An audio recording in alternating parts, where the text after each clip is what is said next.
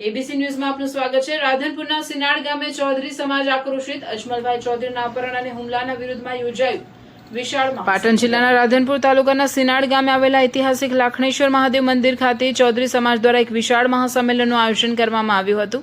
પૂજ્ય સંત ગોવિંદપુરી બાપુના દિવ્ય સાનિધ્યમાં યોજાયેલા સંમેલનમાં રાધનપુર, સમી અને આસપાસના વિસ્તારોમાંથી મોટી સંખ્યામાં ચૌધરી સમાજના આગેવાનો, યુવાનો અને ગ્રામજનો ઉમટી પડ્યા હતા। આ મહાસંમેલન પાછળનું મુખ્ય કારણ સમી તાલુકાના દાદરા ગામના વતની અજમલભાઈ ભુનાભાઈ ચૌધરી સાથે બનેલી અમાનવીય ઘટના છે।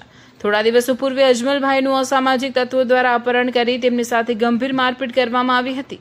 આ ઘટનાને પગલે સમગ્ર ચૌધરી સમાજમાં ભારે રોષ અને આક્રોશની લાગણી વ્યાપી ગઈ છે।